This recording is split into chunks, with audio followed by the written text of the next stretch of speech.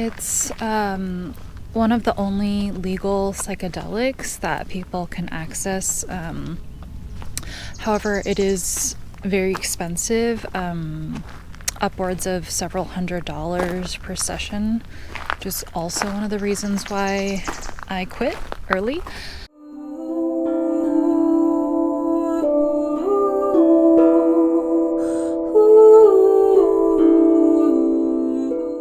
I'd like to share a little bit about my experience with ketamine therapy.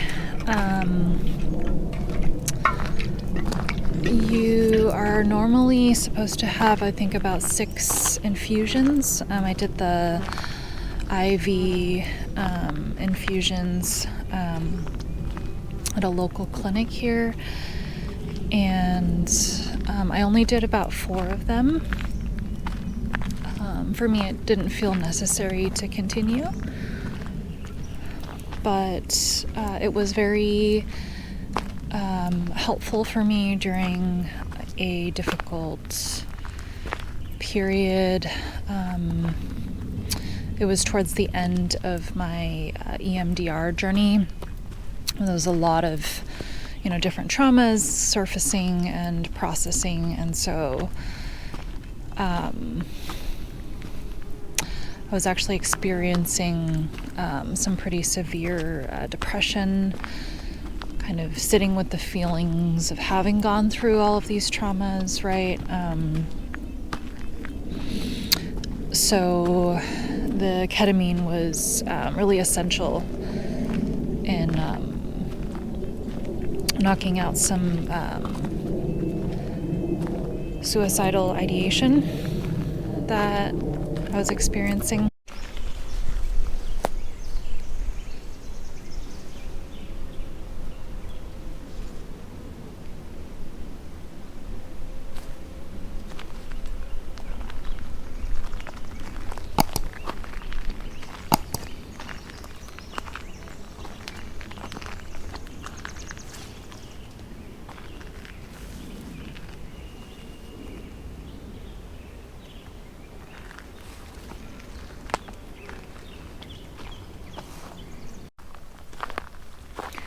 So ketamine was actually originally developed as a horse tranquilizer, and it is synthetic, but it is also used in anesthesia for humans.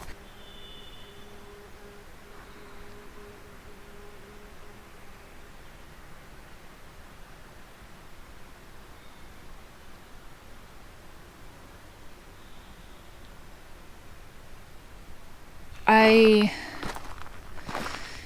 didn't like the IV aspect of it because I am just personally afraid of, or I don't find needles very comfortable.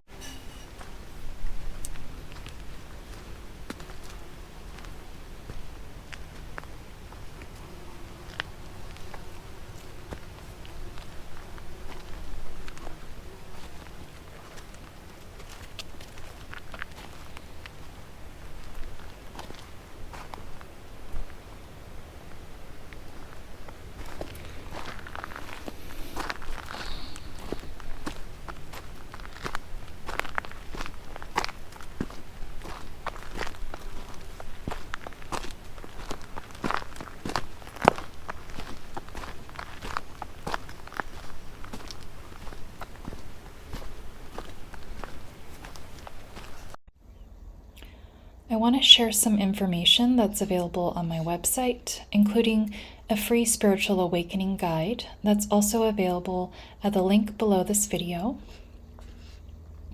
as well as some additional resources, including book recommendations on somatic therapy, ancestral healing, and spiritual awakening.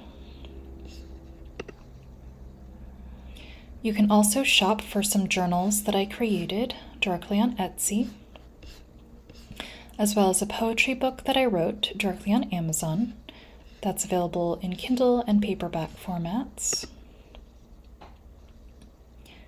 And you can also book a free 15-minute consultation with me. I offer somatic therapy, ancestral healing, and spiritual awakening services. And you can choose to combine any and all of these pathways because they are interconnected. It's one of the only legal psychedelics that people can access. However, it is very expensive, upwards of several $100s per session, which is also one of the reasons why I quit early. And I think they do recommend 6 sessions, and then you have to get like boosters afterwards, and it can be a very expensive endeavor. But it's something I decided to try out, sort of in that very desperate moment. And it was helpful. It was helpful in that particular circumstance. But I don't think it's something I would necessarily seek out, on my own, without needing it. So it's interesting because it's in a medical environment. There were nurses and nurse practitioners administering the medicine to me. So theoretically, it's quote unquote more safe. They have, they're measuring out the amounts that they're giving you and titrating it and everything. But from a spiritual perspective and even an emotional perspective, it felt very strange and a bit unsafe to me because it was such an artificial environment. I just remember having an eye mask over my eyes for the first session, and there was a nurse in the room, and as I was gaining depth in my psychological experience, I was kind of peeking out from beneath my eye mask just to check if she was still there, because it just, to me, I don't associate medical clinical environments with like deep spiritual or psychedelic experiences. So that was a bit jarring, I suppose. And I think I was like talking to her throughout the session because I just wanted to kind of maintain a grip on reality at the same time. But yeah, it was definitely a new experience. After the experience, you have to actually sit in a waiting room for like an hour or longer just to allow the numbness of the anesthesia to wear out. And like the nurses will walk you to the room and give you tea and stuff like that. It was also an interesting experience.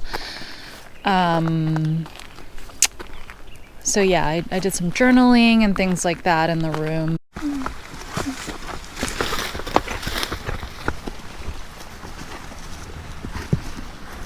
Okay. They did have these iPads with different music playlists that you could select, kind of like whimsical soundtracks and things, and I feel like that was actually a very integral part of the experience, especially for the first session because it was so scary. I had so many intense emotions at the time. Let me show you guys this.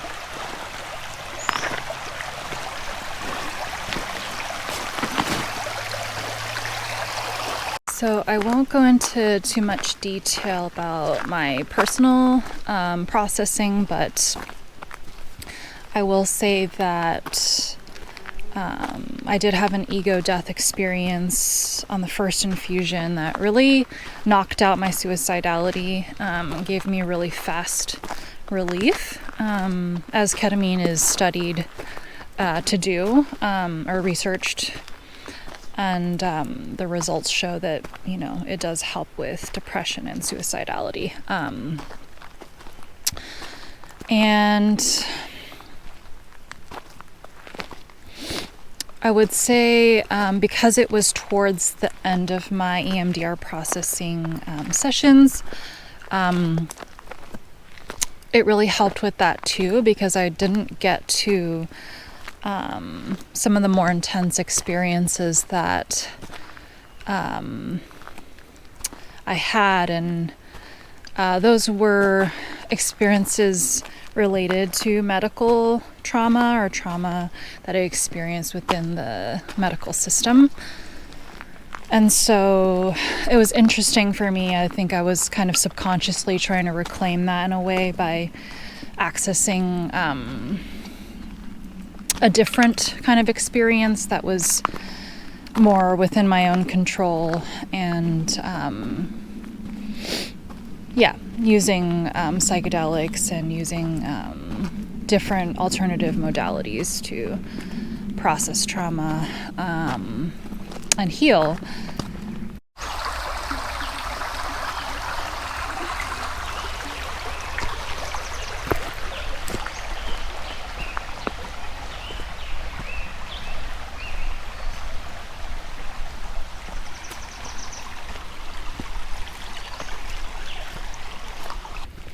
I also want to share a little bit more about the visual aspect of ketamine. I know psychedelics are very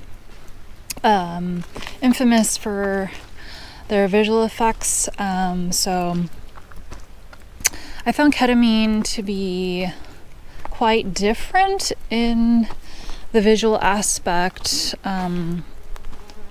compared with like mushrooms or Aya or other psychedelics, just because it was kind of more black and white, I would say. Like it had a more grayscale quality to it, and it felt more synthetic. It felt kind of like I was kind of in between states of consciousness, and at times that was quite scary, actually. I don't think it was quite the like K-hole experience that people talk about, but like I always felt like I could take off my mask and get back in touch with reality, but I'd also felt like I was like sinking into deeper parts of me, different layers of me. I did take off the mask a few times just to see what that would look like, and I did notice some kind of swirling visuals in the room, but no colors, nothing like that. And I think a lot of it was, the visuals are also influenced by the music and kind of the thought processes that I had. I noticed that whenever I was kind of thinking about a certain thing, that there would almost be like a visual representation of it. And that was actually a really important part of the processing for me, to like see the sort of the energetic component to my thought processes and not over identifying with them, kind of letting them go. And just seeing things from a different perspective. But it was definitely different than the more natural psychedelics that I've experienced. It was not as warm, not as loving, a little more static. but still helpful. So yeah, this is not a recommendation or a criticism of ketamine, but just my experience with it. I hope that it was helpful for anybody who's wondering more about this topic, and just encourage people to do their research. I'm not giving advice here, so just sharing my perspective.